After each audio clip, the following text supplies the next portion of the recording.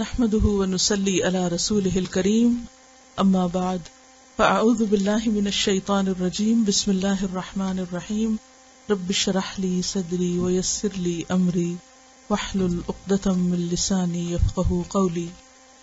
تو ہم پڑھ رہے تھے بچوں پہ شفقت کا بیان. کوئی بات یاد رہی آج تک کل سے؟ کوئی عمل کیا یا خلاف ورزی؟ اور خلاف ورزی کر کے کچھ یاد آیا؟ اس کام کو یعنی پڑھنے اور پڑھانے کو آپ مہینے کا کام کیوں سمجھتے ہیں یا چند دن کی بات کیوں سمجھتے ہیں؟ Life time commitment.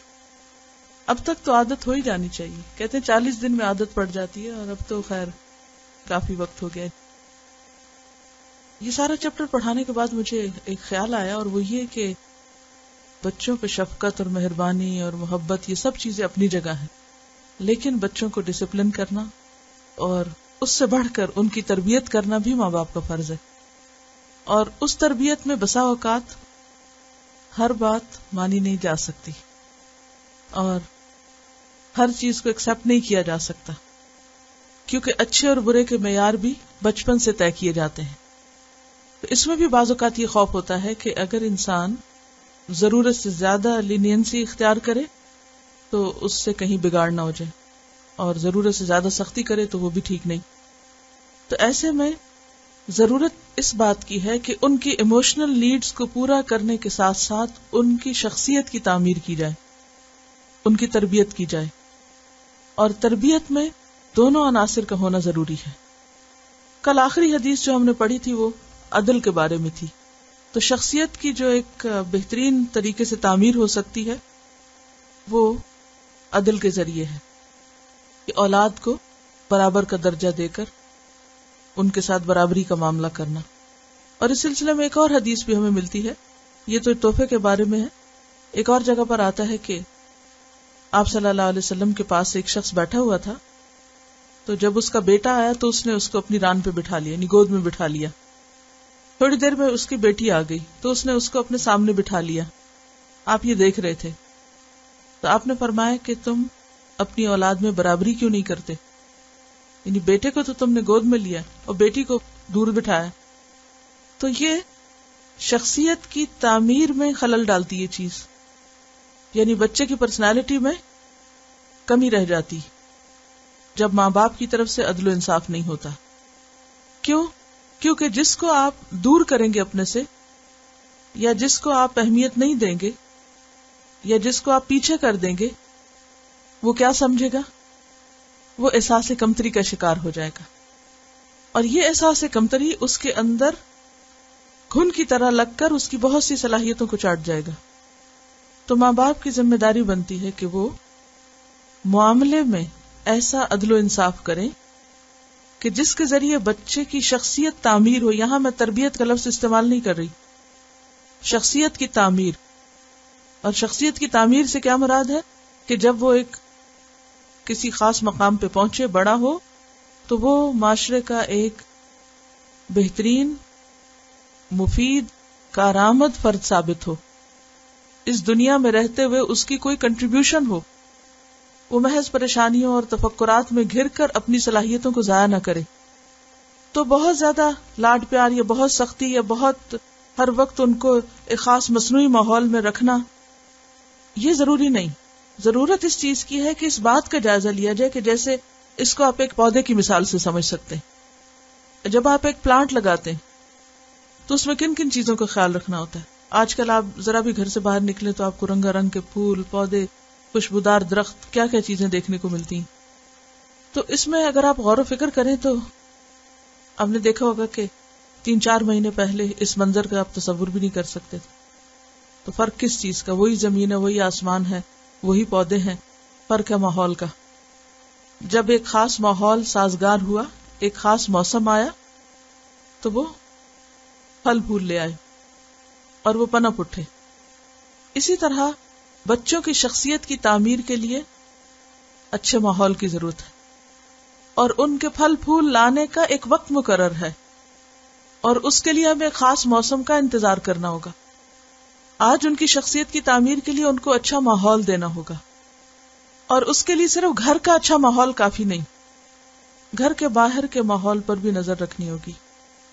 اور اس میں خصوصاً یہ کہ بچے کے دن کا ایک بڑا حصہ کن کے درمیان میں گزرتا ہے، کیونکہ ان کا رنگ زیادہ چڑھتا ہے ان پر.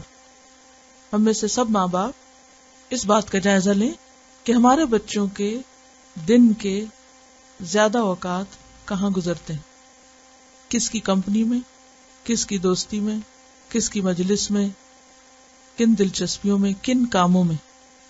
بسا اوقات بچے آپ کہتے ہیں نہیں گھر سے باہر نہیں، ہمارے بچے تو گھر سے باہر جاتے ہی نہیں، لہٰذا وہ سیف ہیں. پھر بھی سیف نہیں. کیوں؟ بہت سی ایسی چیزیں، ٹیلی ویژن ہے، کمپیوٹر ہے، اس پر ان کو جیسی کمپنی میسر آئے گی اس کا بھی انفلوئنس ہوگا. بعض اوقات آپ یہ کہتے ہیں کہ نہیں وہ تو کبھی ٹی وی دیکھتے ہی نہیں، یا کبھی وہ کمپیوٹر کے پاس نہیں گئے، ان کی تو بہت اچھی ہیبٹ ہے ریڈنگ کی اور وہ ریڈنگ کرتے رہتے ہیں. کیا صرف ریڈنگ کر کے بھی بچے سیف ہیں؟ ریڈنگ کر کے بھی نہیں سیف. ٹیلی ویژن پہ تو پھر آپ دیکھ لیتے ہیں اسکرین میں کہ کیا دیکھ رہے ہیں، کمپیوٹر پہ بھی جو کچھ کر رہے ہوتے ہیں نظر آ ہی جاتا ہے، لیکن کتابوں میں جو کچھ پڑھ رہے ہیں بسا اوقات آپ وہ دیکھ نہیں پاتے، نہ آپ کے پاس اتنا وقت ہوتا ہے کہ اس سب کو آپ اسکرین کر سکیں. ایسی صورت میں وہ جو خاموش اثرات شخصیت پر پڑھ رہے ہوتے ہیں ان کا جائزہ لینے کی بھی ضرورت ہے. دوست، ماحول، جگہ جہاں وہ رہتے ہیں، انوائرنمنٹ، جو لوگ آس پاس رہتے ہیں، وہ سب اپنی جگہ دیکھنے کے ہیں، اور اس کے ساتھ ساتھ جو کچھ وہ پڑھتے ہیں، جہاں وہ زیادہ وقت گزارتے ہیں، جو کچھ وہ کرتے ہیں، ان باتوں کا اثر کیا ہو رہا ہے، ان کی سوچ پر کیا اثرات ہو رہے ہیں. مختلف طریقوں سے آپ اس کو جان سکتے ہیں، معلوم کر سکتے ہیں، اور یہ اسی وقت ہو سکتا ہے جب آپ کا ان سے ایک تعلق ہو اور اس تعلق پر کوئی اور تعلق غالب نہ ہو، یعنی ایک ایسا ریلیشن شپ کہ جس میں آپ سے وہ ہر بات شیئر کر سکیں. اس کے بغیر شخصیت کی تعمیر نہیں ہو سکتی. پھر پودے ہی کی طرف دیکھیے کہ کس طرح چھوٹا پلانٹ ہوتا ہے تو اس کی ضروریات کچھ اور ہوتی ہیں، بڑا ہوتا ہے تو کچھ اور ہوتی ہیں، پھر اور گرو کرتا ہے تو کچھ اور ہوتی ہیں، اور ایک مستقل طور پر ایک نظر رکھنی پڑتی ہے. تو شفقت اور محبت ایک عنصر ہے، ایک حصہ ہے، کس میں؟ دراصل شخصیت کی تعمیر میں. اور جیسے کہ نبی صلی اللہ علیہ وسلم دنیا میں بھیجے گئے، انما بعثت لأتمم مکارم الاخلاق، مکارم الاخلاق کی تکمیل کے لیے بھیجے گئے. اب دیکھیں کہ اس وقت دنیا کے حالات کیا تھے جب نبی صلی اللہ علیہ وسلم دنیا میں تشریف لائے تھے. مکہ میں کیا ہو رہا تھا تاریخ میں پڑھ چکے ہیں آپ. خود خانہ کعبہ کے اندر 360 بت رکھے ہوئے تھے، لیکن آپ نے آغاز کہاں سے کیا؟ قرآن میں کوئی آیت یہ نہیں اتری کہ اے محمد صلی اللہ علیہ وسلم آپ کعبہ کو بتوں سے پاک کر دو. کیسر و کسرا کا رویہ نبی صلی اللہ علیہ وسلم کے ساتھ کیا تھا؟ دنیا کی پولیٹیکل سچویشن کیا تھی؟ کیسر و کسرا عربوں کو اپنا غلام سمجھتے تھے یا غلاموں کی طرح سمجھتے تھے. اسی لیے آپ صلی اللہ علیہ وسلم نے جب کسرا کو خط لکھا اور اس نے یہ کہہ کے خط پھاڑ دیا کہ وہ میرا غلام ہے، ہوا عبد لی یکتب الیہ، وہ میرا غلام ہوتے ہوئے مجھے خط لکھ رہا ہے. یعنی دنیاوی عروج کی وجہ سے وہ ایسے غرور اور تکبر کا شکار تھے کہ نبی صلی اللہ علیہ وسلم کی نبوت کو ماننا تو درکنار، ان کا محض عرب ہونا ان کے لیے کافی تھا کہ یہ عرب قوم کیا ہے؟ ہماری غلام ہے، اسے تو جدھر ہم چاہیں لے جائیں. لیکن قرآن پاک کی کوئی ایک آیت ایسی نہیں اتری کہ اٹھو اور کیسر و کسرا کا مقابلہ کرو. کہاں سے بات شروع ہوئی؟ پہلی وحی کیا تھی؟ اقرا سے بات شروع ہوئی کہ کسی بھی عمل کا آغاز اقرا سے ہوتا ہے، اور پھر تمام علوم کا جو خزانہ ہے وہ خود قرآن ہے. لہذا بے حد ضروری ہے کہ شخصیت کی تعمیر میں علم کا جو حصہ ہے، علم کا جو کردار ہے، اور علم میں خاص طور پر جو قرآن مجید کے علم کا کردار ہے، اس پر کوئی کمپرومائز نہیں کرنا چاہیے. آپ کچھ بھی پڑھائیں بچوں کو، کچھ بھی سکھائیں، کہیں بھی بھیجیں، لیکن علوم کا خزانہ اور جو اصل سرچشمہ ہے علم کا، صاف پانی کا، اس کے بغیر ان کی صفائی نہیں ہو سکتی.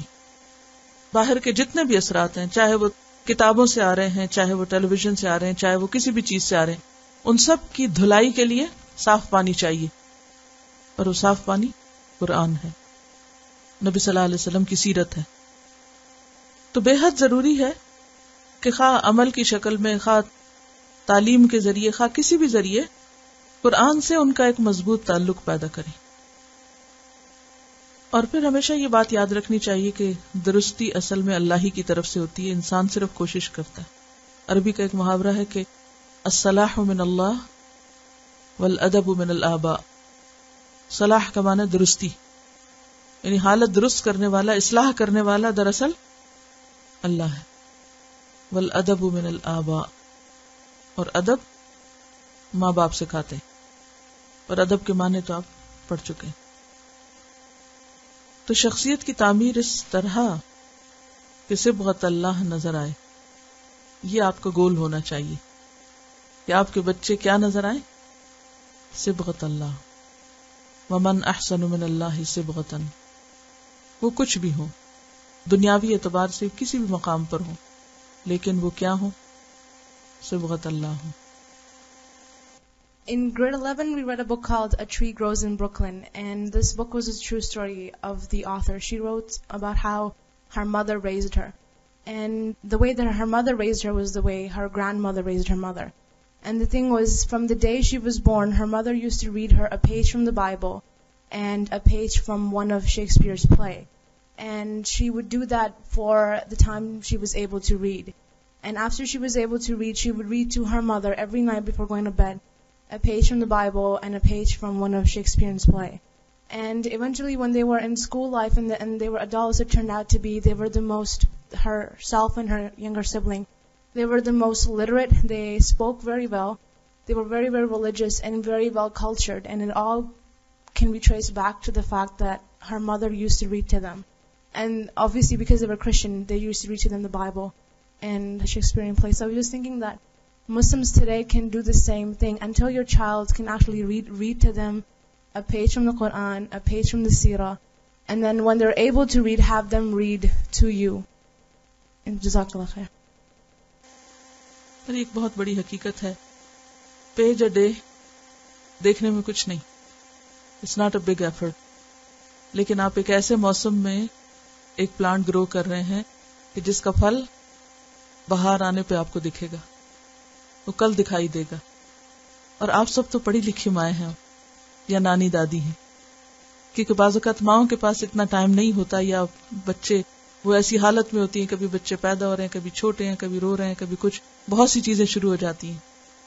لیکن نانی دادی کی کہانیاں اور محبت بالکل ایک انوکھی محبت ہوتی ہے، اس میں جو شفقت اور مٹھاس اور چاشنی اور جو سکھانا ہے. اس کا یہ مطلب نہیں کہ مائیں فارغ ہیں، مائیں بھی اپنا کردار ادا کریں گی، لیکن ابھی چونکہ بات ہو رہی تھی نا، بچے بڑے ہو گئے ہیں اور اب کوئی ہے نہیں، تو بچوں کے بچوں کو دیکھیں.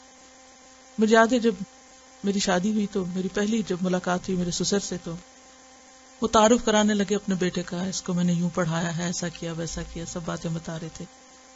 تو پھر کہنے لگے کہ میری نیت یہ ہے کہ یہ دین کی خدمت کرے، اور جیسے ان کی خواہش تھی. تو پھر کہنے لگے کہ میں دیکھتا ہوں یہ کیا کرتا ہے، اور اگر اس نے نہ کیا تو میں اس کے بیٹے کو پکڑ لوں گا، اس کو پڑھاؤں گا.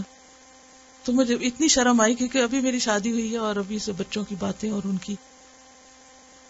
تو اس سے میں یہ سوچ رہی تھی کہ ان کا ویژن اور ان کی پلاننگ، کہ میں نے اپنی اولاد تک تو اپنی کوشش کی ہے، لیکن اگر یہ میرے پھر بھی کوشش کے باوجود ہاتھ نہیں آئے تو میں ان کے بچوں کو بھی نہیں چھوڑوں گا، ان کو بھی یہی دوں گا جو میں ان کے لیے چاہتا ہوں.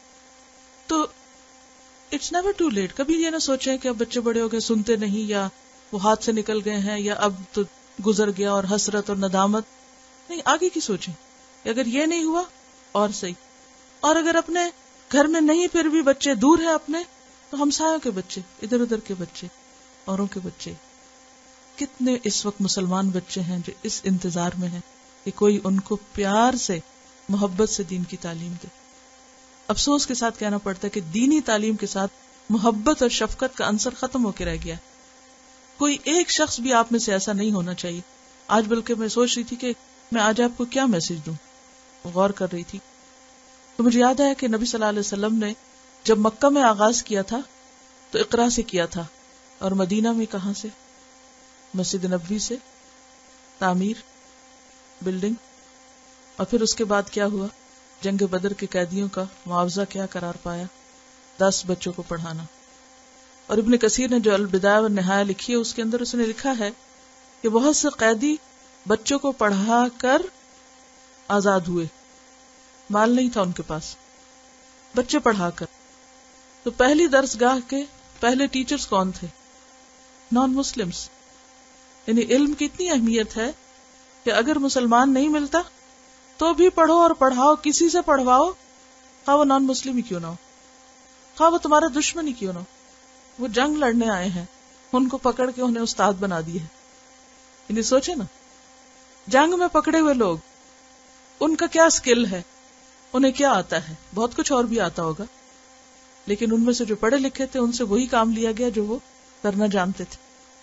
اور کس طرح آپ نے کوئی موقع جانے نہیں دیا، کوئی جنگ ایسی نہیں، کوئی موقع ایسا نہیں کہ جب وہی نہ نازل ہو رہی ہو. جنگ احزاب کیا، سورۃ الاحزاب آپ کے پاس سے گزری ہے، اس کے آس پاس آپ دیکھیں کتنے شدید قسم کے معاشرتی نظام کے اصول دیے گئے ہیں. تو یہ ایک آن گوئنگ پروسیس ہے، یہ ایک مہینے کی بات نہیں ہے. اور آپ میں سے ہر ایک کو کم از کم 10 بچے ضرور پڑھانے چاہیے، کم از کم. کوئی اور نہیں ملتا، 10 بچوں کی تعلیم و تربیت کر لیں، لوگوں سے منت کر کے ان کے بچے لے لیں، بیبی سٹنگ کا کام کر لیں، کچھ کریں، اپنے لیے کچھ پلانٹ کر کے جائیں. یعنی بہت کچھ کریں، لیکن دس از منیمم جو آپ کو کرنا ہے. خوشبو ہوتا ہے نا علم، وہ خود بخود پہنچنے لگتا ہے چھوٹی سی ایفرٹ سے. اگر آپ روزانہ نہیں بھی کر سکتے، ہفتے میں 2 دن، صبح نہیں تو شام میں، کام کرنے کے دوران، یہ کچھ بھی مشکل کام نہیں ہے، صرف نیت اور ارادے کی ضرورت ہے. کہیں پر بھی ہو، حتیٰ کہ اگر آپ ہالیڈیز پہ گئے ہیں، رشتہ داروں کو ملنے گئے ہیں، 10 دن کے لیے گئے ہیں، 1 دن کے لیے گئے ہیں، کسی دوسرے ملک میں گئے، اگر آپ نیت لے کر جائیں، اکٹھا کر لیں ان کو اپنے آس پاس، سنائیں ان کو کہانیاں، کریں ان سے باتیں، ان میں دلچسپی لیں. یہ سب سے پہلا کام، بچوں میں دلچسپی لیں. کیونکہ عموماً ہمارے ہاں کیا ہے، ریاکشن، کہ بچے آگے ستائیں گے، تنگ کریں گے، نکالو ان کو باہر، دروازہ بند کرو. وہ کیسے سنیں گے آپ کی بات؟ تو پہلی چیز یہ ہے کہ ان کو محبت دینا سیکھیں، کہ قریب لانا سیکھیں. میں نے پہلا سمر کورس جو کیا تھا الہدا بننے سے پہلے، سمر کورس کیا تھا، اور اسی طرح اپنے بچوں سے شروع کر کے 80 بچے اکٹھے ہو گئے تھے. میرے پاس کوئی اور ٹیچر نہیں تھا، کوئی الہدا نہیں تھا، کوئی ٹریننگ نہیں تھی، کوئی والنٹیئرز نہیں تھے. میں نے شروع کیا، اور پھر جو یونیورسٹی کے میری اسٹوڈنٹس تھے ان میں سے جب میں نے دیکھا کہ اس کے اندر یہ ٹیلنٹ ہے اس کے اندر، تو 1-2 اور لوگوں سے بات کی، انہوں نے کہا ہم راضی ہیں، ان کو بھی ساتھ لے آئی. کچھ بھی نہیں، بس شروع کیا، اور الحمدللہ اللہ تعالیٰ نے راستے دکھا دیے. یہ کہتی ہیں کہ مارکم سے آتی ہیں، اور ان کے پاس 15-16 بچے آتے ہیں جو ٹین ایجرز بھی ہیں اس میں، اور وہ روزانہ قرآن پڑھنے کے لیے آتے ہیں، اور یہ چاہتی ہیں کہ سمر کورس میں ان سب کو یہاں پر لے آئیں. بہت ہی اچھی بات ہے، کیونکہ ایک سب کو ایک ماحول بھی ملے گا نا، اور مختلف طرح کے لوگ، اور اس سے بہت فرق پڑتا ہے. گھر تو گھر ہی ہوتا ہے. السلام علیکم. بہت سی مائیں سن رہی ہیں اور چاہتی ہیں کہ اس سمر میں بہت سارا ثواب کمائیں، تو یہ ایک بہت اچھا ذریعہ ہے ان ماؤں کے لیے جن کے پاس گاڑیاں ہیں، جو چلانا جانتی ہیں، جو راستہ جانتی ہیں. جتنے بھی بچے ہاتھ لگتے ہیں سب کو پکڑ کے لے آئیں. 1 مہینے کی بات ہے، زیادہ تو بات ہے ہی نہیں. تو دیکھیں نا، ان کو یہاں ماحول بھی ملے گا، اور ان کو دیکھیں نا ہمارا یہ جو ہمارا ڈریس کوڈ ہے، ہمارا بیہیویئر ہے، اس سے وہ زیادہ ابزارو کریں گے، بجائے کہ ہم ان کو لیکچر دیں یا کچھ کریں. وہ ہمارے ایٹیٹیوڈ دیکھ کے نا ان کی توجہ خود بخود آئے گی. جب ان کی توجہ بدلے گی تو وہ گھر جا کے ذکر ضرور کریں گے. وہ ذکر کریں گے تو ہو سکتا ہے ان کے گھر والوں میں سے کسی کو اللہ ہدایت دے دے کہ کوئی ماں بھی آ گئی، کوئی خالہ آ گئی، کوئی پھپھی آ گئی، کوئی بھی ان کے ساتھ آ سکتا ہے. اور آ کے دیکھیں نا، ایک بچہ اگر سیکھ کے گیا اور 1-2 بڑے لوگوں کو لے آیا، تو آپ سوچیں کہ وہ کتنا پورے خاندان کے لیے ایک ثواب کا ذریعہ بن گیا. تو بہت سی بہنیں جو اس وقت سن رہی ہیں، سب لوگ کمر باندھ لیں اور تیار ہو جائیں اس جہاد کے لیے. جزاک اللہ خیر. اس احساس کو ختم کرنے کی ضرورت ہے کہ ہم اکیلے ہیں اور صرف ہم ہی کیوں کریں. کیونکہ جب اکیلے گھروں میں ہم بچوں کو سمجھا کے بھیجتے تو وہ سمجھتے شاید ہم جیسا مظلوم کوئی نہیں، کہ دنیا بھر کی پابندیاں ہمارے اوپر ہیں. لیکن جب اپنے جیسے اور بہت سو کو دیکھتے ہیں اور پھر ان کے حوصلہ اور ایک ہمت بنتی ہے، تو اس کی بات ہی کچھ اور ہے. اور ہر چیز کے لیے ایک ماحول چاہیے. ماحول بہت کچھ سکھاتا ہے. یہ کسی نے بھیجا ہے، ایک پوئم ہے کہ let me be a child. یہ بچوں سے معاملہ کرنے میں آپ کو آسانی رہے گی. Let me be a child. Let me know when I make you proud, and help me to have pride in my own accomplishments. Let me earn your trust, then trust me. I won't let you down. Let me try my wings. If I fail, let me know it's okay. And encourage me to try again. Let me know you love me with a hug or a pat on the back, or when I need it, with a firm but gentle no. Let me be. Let me change. Let me grow. Let me tell you when I'm feeling bad or angry, even at you. And let me know that even on my worst days, you still like me. Let me dream. Share my joy when my dreams come true. Share my tears when they don't. Let me feel secure in my home. Help me realize that love is always there, that I can depend on you no matter what. Let me run. Let me laugh. Let me play. And most of all, let me be a child. Anonymous. क्या सीखा? बच्चों को बच्चा ही रहने दें. है तो माँ बाप के लिए, लेकिन जो उस्ताद होते हैं वो भी रूहानी माँ बाप ही होते हैं. उनको भी बच्चों से मामला करते वक्त इन सब बातों का ख्याल रखना चाहिए.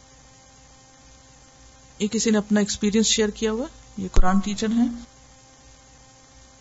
Dear Ustaza, I want to share an experience about giving love to children that I have had.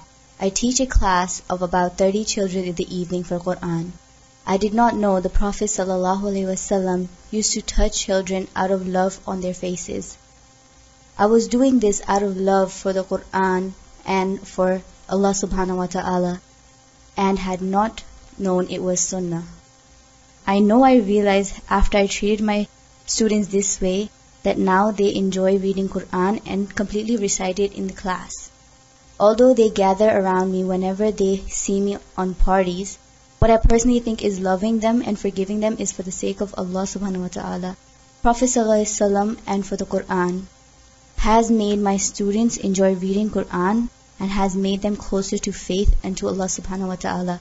It is my advice to all sisters, whenever they teach Quran, they should always remember this sunnah, to love the children, make them enjoy reading and fill their heart with love. पीछे हमने बड़ों के बारे में, बुजुर्गों के अदब के बारे में पढ़ा. तो ये एक बहुत ही हार्ट टचिंग स्टोरी थी, तो मैं चाह रही थी कि इसको आपके साथ शेयर कर लिया जाए. Dealing with elderly. Some lessons I learned from my dadi. Some memories. My grandmother was blind for the last 22 years of her life. After she lost both her eyes to an optic nerve disease which was incurable, I only remember her as blind ever since my childhood. She lived with us, i.e. my parents, and we tried to take care of her as much as possible. There were so many trivial acts throughout the day that we breezed through. She needed help with, although she was a very self-dependent and khuddar woman. She had learned to move around her room even without a stick and go to the washroom herself. But it was a regular duty for me and my siblings to give her lunch, chai, dinner in her room. She would step down her bed on a small stool, keep the food down on the floor and eat. I would pass her glass of water in her hand, which she would keep on one side, and then showering with du'as okayed me to leave. If we forgot, she would try finding the glass herself, moving her hand around the familiar table on its set spot. But sometimes it toppled over and spilled. This, of course, would disappoint her in herself, and she felt low for a few seconds, until I ran back to her to clean up and pour her more water. Have you ever been grateful for your eyes? क्या सबक. कभी सोचा हमने कितनी छोटी छोटी चीजों में इंसान दूसरे का मोहताज हो जाता है, और ऐसे में जो साथ रहने वाला है वो किस किस तरीके से खिदमत कर रहा होता है, उसकी भी सैक्रिफाइस कुछ कम नहीं. छोटी छोटी जरूरियात का ख्याल रखना और सब्र के साथ, क्योंकि उसको तो ये भी नहीं पता कि पानी का ग्लास कहाँ है और वो कैसे उठाना है और कैसे पीना है. In her very old age, I was with her while my mother had to leave for unavoidable travels. Now she needed help with taking a bath, picking her clothing, putting oil in her hair, and while I helped her with those, she showered me with many, many du'as. They give us more than we give them, the valuable du'as. यानी अगर आप कुछ करते हैं उनके लिए, उससे ज्यादा उनसे आप पाते हैं. वो दिल से निकली हुई दुआएं जो कोई और नहीं देता. Sometimes my father would ask us to take her out to the garden, and she hugged and talked to the plants, walking very, very slow, touching each one of them, feeling their height and trying to smell if there were any flowers. Her hands did all the search while she talked about how she remembered different shades of green in plants. They need to be in touch with nature too. अमूमन हम समझते हैं कि अब बड़े तो बड़े हो गए हैं और खास तौर पर अगर देखते नहीं है तो उनको सैर की क्या जरूरत है, वो तो घर ही बैठे रहें, या उनको कहीं आउटिंग या नेचर के पास ले जाने की क्या जहमत करना, अब इनकी जरूरत नहीं है. लेकिन ऐसी खामोश जरूरियात का ख्याल रखना भी बहुत बड़ा सदका है. At important happy occasions, she would feel sad about not being able to see. For example, I can't forget her regret of not being able to see when my elder sister, her eldest poti, came home after the parlor as a bride. She hugged and kissed her and touched her clothes, trying to imagine what pretty bride her little granddaughter had turned into. She exclaimed with deep regret, Allah, ek minute vaste vekha, meri guddi kaisi lagdi hai. Sometimes when she was alone for a long time or couldn't sleep all night, she would say, Allah, kabhi ek tara dekhun, जरा सी किरण ही एक minute के लिए कहीं से नजर आए, मेरा दिल थक गया इस अंधेरे से. But she was very brave, and as soon as we talked to her about something new happening in the family, she would hold herself and get busy with focusing on the current news.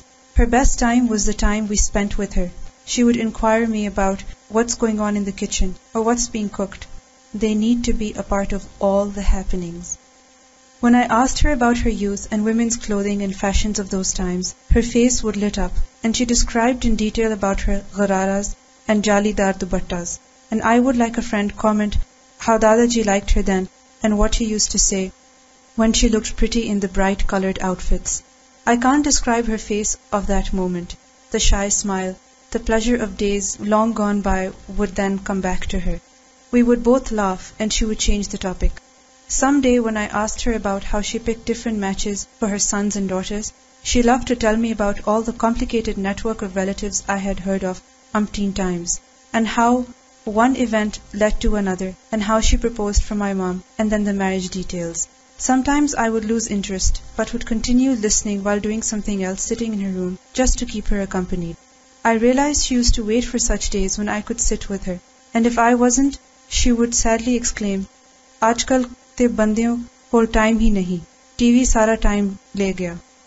Time together and sharing their past.